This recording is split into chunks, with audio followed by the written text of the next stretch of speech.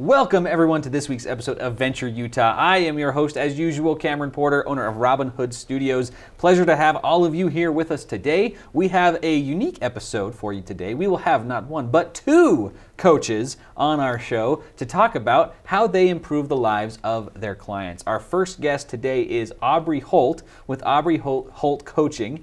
She focuses on what she calls holistic health. So, Aubrey, thank you for being here. Thank you for having me. So tell us a little bit about what exactly holistic health is. So I think in order to understand holistic health, you have to figure out first what health is in general. I think that people generally think that health is like eating vegetables and exercising and that kind of realm of things.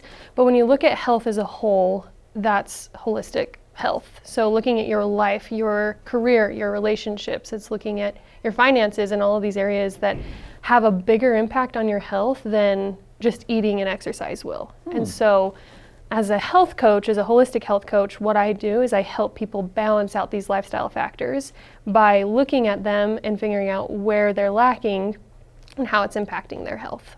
Interesting. So it's, that phrase holistic starts to make a lot more sense, where you're looking at not only physical health, you're looking at financial health, you're looking at emotional health and relationship health, and how those all play a part. Yeah. So how do you, when you're covering so many different bases and so many different aspects of a person's life, how do you measure success?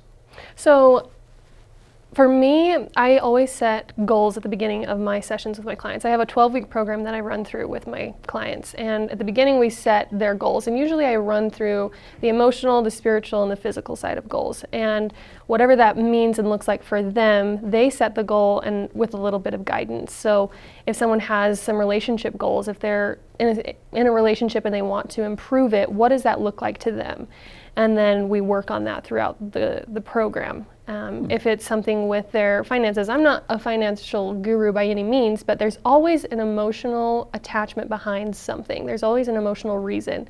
And so if someone wants to fix or, I guess, enhance their finances or be better with that, they look at the reason behind it and the root cause to like why their finances aren't the way that they are. And so looking at these different areas, the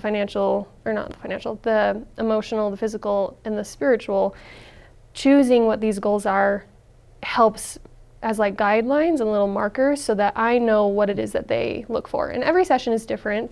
I always start at the beginning by asking what their emotional level is and what their mindset and what their intention is. Like, what do they want to accomplish? Because every single session is completely different. Like, someone might come in wanting to fix their relationships, and that session, they'll focus solely on self-love. And in turn, that will affect their relationships because at the core, if someone doesn't love themselves, they're not going to show up in their relationships at the best of their ability.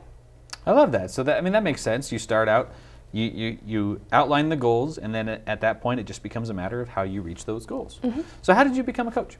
So long story short, I was in a really toxic relationship 3 years ago, and my health was terrible. I was losing my hair, and I mean, my hair's pretty long and pretty, I think, and so losing my hair was like really, really sad to me. And I also got ulcers lining my stomach. Like, I just was in really poor physical condition, and I didn't really recognize why that was. Like, I was in denial that I was in a toxic relationship. And it wasn't until I went to a GI doctor for the ulcer issue, and he was like, you know, we can coat your stomach and we can go in and make, you know, you can have surgery for this, but if you don't fix the root cause, it's not gonna change. And I remember being like rocked to my core because I was like, what are you even saying, root cause? Like, I hadn't even ever thought of anything like that. And so I in that office, I actually started crying because I knew it was the relationship that I was in. And I knew that like that stress was manifesting itself physically on my body. And so I ended up getting a coach myself, and she helped me to balance out these areas, and she helped me to get out of this toxic relationship, realizing like what it was for what it was. And then because of that, like, I remember saying all the time that if I could help anybody else through that similar kind of situation, that it would have been worth it. And so a huge way of healing for me was to go to school to become a holistic health coach and to learn more about the emotional reasons behind everything, and how the emotions affect the body, and how these lifestyle factors really do play a bigger impact on the overall well-being of the individual. Oh. Well, thank you for sharing that story. That was really good to understand and see where you're coming from and get a little insight into your journey. I have the opportunity to work with a lot of coaches as clients, and also I've hired coaches for my own life. And so I'm familiar with some of the struggles that a lot of them have in their marketing and their messaging. And one of the most common questions is, or concerns that people have, or the reasons why they're dismissive of coaches, is that, oh, well, I know how to walk and chew gum at the same time. I don't need a life coach. So how do you address that when you encounter it? For me, I first of all recommend like therapy, counseling, and coaching to everyone, because I think that we all, to some level or another, can benefit from it. And so when I've encountered that issue, I think that ultimately it boils down to fear, like whether people are willing to recognize that as fear itself or not. I think identifying with an individual on what their concern is, on like why they wouldn't want to hire a coach or have therapy or counseling, is really important. And that can be a coaching session in and of itself, to figure out the root cause behind why don't you feel that you can benefit from living a life on a higher plane. I don't know if that answers your question. No, really, it does, but yeah. I think for me, I have never been afraid of coaching individuals who are afraid to be coached, because I think that it takes a little bit of digging, like getting just to that layer underneath and helping others to understand that like there's no shame in asking for help. There's no shame in having someone guide you. Because for me, it's not that I think I know more than the individual themselves. I think that if given half a chance, the body can heal itself on its own, but with a little bit of guidance. And so that's ultimately what I'm here to do, is to guide people in the right direction, to find the answers for themselves that they already have inside. They just don't know that they have. I love that. And so really for you, it's a matter of finding out what's holding them back from being accepting of coaching. Is it a misunderstanding of what coaching is? And I think, from what I've seen, a lot of it comes from people not viewing their life as a means, as an avenue for progression, as a way to achieve more and accomplish more. The greatest athletes on the planet have coaches. And yes, the athletes are better at what they do than the coaches are. But the coaches are better at coaching. They have that outside perspective. They're able to see the whole picture and provide that extra level to boost them to that extra level of performance. And I think people don't really view their lives as a performance. They don't really view themselves as getting better at life and improving and progressing at life. So I appreciate you sharing that. What are some of the most common things that you work with that you help people overcome in your coaching career? So it's kind of a split. I guess it's equal parts like helping other people who have been in my situation with toxic relationships. So I see a lot of that, and I think that's just because that's kind of my target market, is helping individuals who've been through that. But I also have a lot of individuals who are overcoming eating disorders of some sort. So a particular client of mine, she has always identified herself as a compulsive eater her whole entire life. Like she has been known that she's always known that food has been her comfort, her sole comfort, just because of toxic relationships in her life. And so she's turned to food because food doesn't talk back. Food doesn't judge you. Food doesn't hurt your feelings. Like food is always there, and it's always a comfort. It's always a constant. And so when working with her and helping her to understand like more about why she is a compulsive eater, we've been able to reframe the entire mindset surrounding food for her just in the course of, it's only been 8 weeks at this point. And she no longer identifies herself as a compulsive eater. She has control over her cravings. And in turn, her relationships are getting better because she's not sabotaging herself and turning to food for the comfort rather than turning to the individual who she needs to have a conversation with, if that makes sense. So I help a variety, but it's primarily individuals who have emotional connections to something or emotional attachments to something that's affecting areas primarily in their relationship and then their food. Okay, that makes a lot of sense. And in your experience, the vast majority of our problems come from some sort of emotional attachment to something that's unhealthy. Is that correct? Yes. Okay. Yeah, and I think the reason that is to some level or another, we're all addicted to something. And And maybe not so much in a terrible way, but I mean, there was a period of time where I was so addicted to fixing myself, so addicted to like self-love and changing everything about me because I didn't want to be the person that I wanted to be, but realizing like I think there was an emotional attachment to that I deep down inside never felt like I was good enough. And so I always had to be fixing myself. I always had to be changing. And so when looking at a client who has an emotional connection to food or an emotional attachment to an unhealthy relationship, it's always finding that root belief and eradicating that. Interesting. That's really interesting. How would you say it takes just one session typically, or how long does it take to get down to that real root cause, that root emotional cause? It honestly depends on what the issue is that they're presenting. Like the session outline, I guess, if I could talk about that, is like when I first start out is I always do a little mindset exercise. So we start out with like a breathing exercise by doing some kind of meditation or a visualization exercise. And I usually ask, like on a scale of 1 to 10, 1 being the best and 10 being the absolute worst, like where are they operating at right now in their mind? Like, are they feeling pretty crappy or are they doing pretty good? And I have them rate, and that helps me to identify like how severe is the problem today.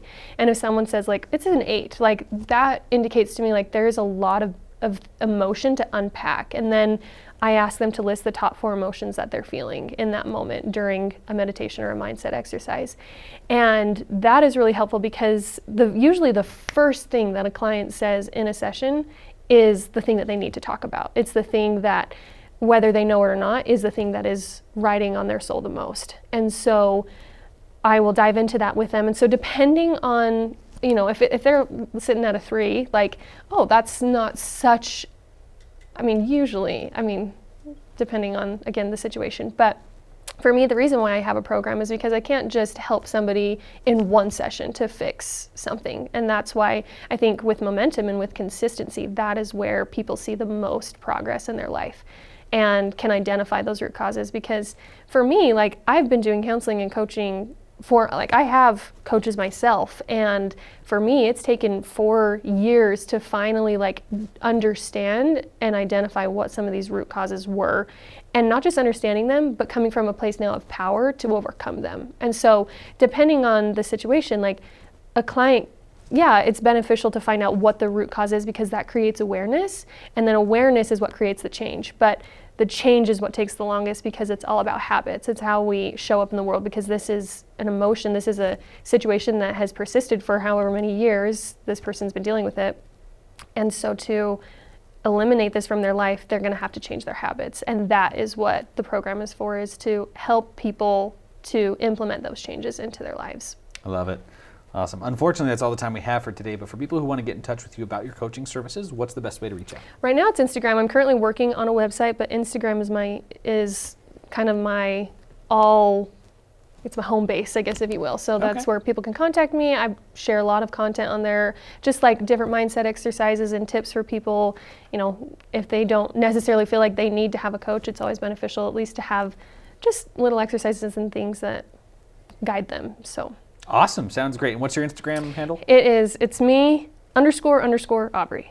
Awesome. Okay, perfect. Thank you so much for being here. Yeah, thank you for having me. Mm-hmm.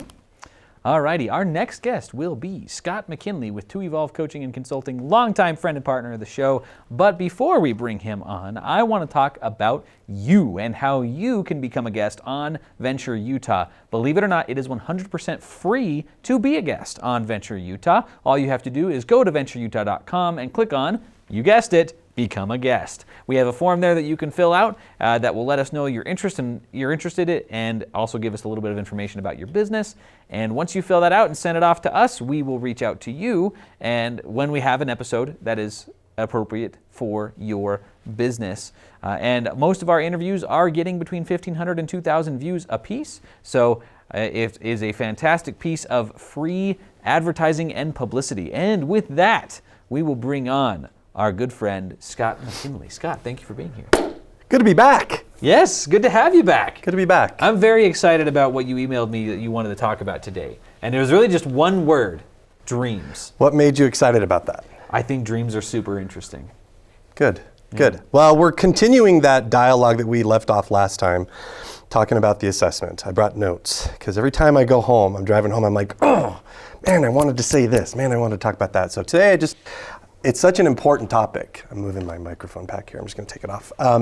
It's such an important topic because dreams is where everything starts. You know, you are where you are because at one point you had a dream about it and you had a thought about it. It became this idea in your mind and you thought, you know what, I could start my own business instead of working for other people. And so if you're really wanting to make changes, this is a really big area to focus on. Now, I want to give a little bit of clarity as to what the assessment is before I jump in and talk about dreams, because what we're measuring in the assessment is your thoughts and the way that you value different concepts. The assessment is basically axiology, which is from the Greek word axia, which is value and worth.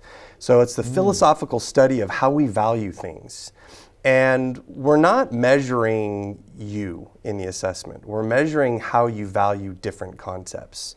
And with dreams, what we're really looking at is we're looking at making sure that you've got clear motivation, that you have a clear understanding for how you're going to be going about creating these ideas that you've had in your mind. And so we're going to look in this area at the systemic value associated with your thinking around dreams. So I want to break down intrinsic, extrinsic, and systemic so the viewers can really understand different parts of the assessment. They are looking at different ways that we value things. So if we're looking at intrinsic value would be something that we would see in the inner world of the assessment, the measurement on self. These are concepts that are beyond value. It's a person. It's who we really are. In the outer world, we look at intrinsic value connected to people. Then we look at extrinsic value. Extrinsic value are concepts that are tangible. So something that you can make a comparison of, your shirt and my shirt, Duncan's car and Aubrey's car. We can compare, that's extrinsic value. And then we've got systemic value. And systemic value are concepts that they just exist in our mind. And that's where dreams really start to come into the picture. These are just concepts that we're thinking about, and there are things that influence the way that we see them and things that are working for us. And look, there are some measurements that we look at and go, this is just a risk. All we're really measuring here is where risk is showing up in these ideas. Because you, Cameron, you're perfect. You're perfect with your imperfections, right? This is who you are right here. Put your hand on your heart. That's your value right there. Out here, this is where you're showing up in the world, okay? This is the daily grind. This is coming to work. This is your relationships with other people. This is your relationship with money. And what this assessment is really measuring are the space in between who you really are, I keep hitting the microphone, sorry viewers, who you really are and the gap between what's really starting to happen. So if you guys can go ahead and pull up the screen and we can look at dreams. So we've got 6 different areas here that we're focusing on. We're looking at your habits about being self-directed, about excellence, about visualization, how you're creating things, whether or not you're open to advice, if you're open to being coachable, how you deal with stress, and then lastly, your commitment level. So I'm going to throw this out to you. Like looking at that, what stands out to you in that graphic? Well, it stands out to me that they're both they feel very obligated, and they also spend a lot of time doing fantastical visualization, which probably means they don't like their day job, or they don't like their current career situation, and they escape into fantasy about a better career situation than they're currently in. Okay, that could be very accurate. That could be very true. The first thing that I see are the 2 positives. And that's just because I'm used to looking at this and going, look, let's just first, before we dive into the red zone, let's look at what's working when it comes to this process of finding motivation, getting clear inspiration to create the things that you want to see happen in your life. When it comes to stress management, this person is very resilient. It means that they're not getting overwhelmed. They're dealing with things in a very manageable way. They're not becoming apathetic and just checking out because of the stress. The second one is their commitment level. They're really steadfast. So this person is committed to creating something, but there are risks with the way that they're valuing what's their primary focus. What's driving this person isn't just that, look, if I'm going to create this, it's that I'm going to create it because it's the right thing for me to do. I've got these ideas, I've got these talents, I've got these skills, I can put these to use. If we look at that first bar at the very top, like you called out, we see it's obligation. Obligation is what's really driving this person. Now, I know that we've had conversations before where you've told me that that was a lot of what was kind of motivating you was just obligation. In your own words, what was life like for you when you were dealing with just, I do this because I have to. I do this because I need to. I do this because it's what is required of me as the husband and as the father. How is life living full of obligation? I would describe it as the least tranquil sense of peace you could ever feel. Yeah. Where I felt like, I was doing the right things. I felt like, oh, I'm a good person. I'm doing the right things. I'm fulfilling my obligations, my responsibility. Sure. And yet I was constantly unhappy. Yeah. And so, I don't know. I mean, that's probably about it. I think that's good. I think that's a really great way to sum it up. You are undervaluing just the importance of just doing things because it's the right thing to do. Now, the opposite could be that you're doing it because of appearances. You want your wife to think that you're a hard worker. You want your in-laws to see you as just being the consummate breadwinner and that you're doing a great job. Both of those ends of the spectrum can really be overwhelming and really cause a person to start getting disengaged. Now, this assessment has cousin habits that show up in other areas of this assessment. And so we could really easily scroll down and look and see where their habits of thinking are showing up with work. And I guarantee you, we're going to find similarities in the way that they're working that are in harmony with doing things out of obligation. The next one is the performance focus. What are you aiming to accomplish? Are you aiming to accomplish just your best, the best that you can do, or are you overvaluing the importance of your performance, which then starts bleeding like this person who's taken this assessment? It starts bleeding into that real high risk of doing things to be perfect. And man, I've coached a lot of people who have this habit of thinking that if it's not done right, don't do it at all. I just had a session with somebody on Monday, and she said, I realized that part of what is really stopping me throughout the day is because she said, I might start my day with a schedule, and I might go at 10 o'clock, I'm going to be doing this, and at 11 o'clock, I'm going to switch to this. But at 10:30, I realize I'm still watching Netflix on the couch. And I hear that paradigm from growing up as a kid from her father, who said, if you don't do it right, don't even do it at all. And she said, I realized that this is what kind of gave me that excuse to go, you know what, I didn't do it today. I didn't do it right. I wasn't perfect. I didn't hit that first mark. Instead of just being able to go, you know what, I'm just going to do the best job that I could do. So I slipped a little bit this morning. I still have the rest of the morning and the rest of the afternoon to get going and to do the best that I can with where I'm at right now. That habit of perfection creates procrastination. And I know that there's a lot of people out there who are procrastinators. So if you find that you want to be accomplishing something, but you're not taking the steps to do it, maybe it's because you've got this risky habit of thinking that it has to be perfect. Now, on the flip side, if you look at it and see that the opposite of excellence or perfection is being disengaged. If you've undervalued doing the right thing, it's because you're spinning your wheels somewhere in your life. And what I would say to a client in this situation is, what area are you just showing up? I see the phrase PIMO. I don't know if you've ever heard that before. It means physically in, but mentally I'm out. Oh, okay. Physically in, mentally out. So I would say to a client, where are you PIMO in this area? You might be there showing up and you might be doing it, but mentally you're disengaged and you're checked out. And again, might be coming because of something along the lines of obligation. 2 things that are going to stop your motivation from getting out there, taking control of what's happening in your life, because you are the one that is responsible for how you think and create and visualize. Now let's go to the next one, which is visualization. And you called out, boom, they're fantastical. But this is a bar that I wouldn't necessarily say, hey, we need to pull that back in, because fantastical, that can mean one of 2 things. It could mean that they just visualize, and all they do is they make their vision boards and they talk about it.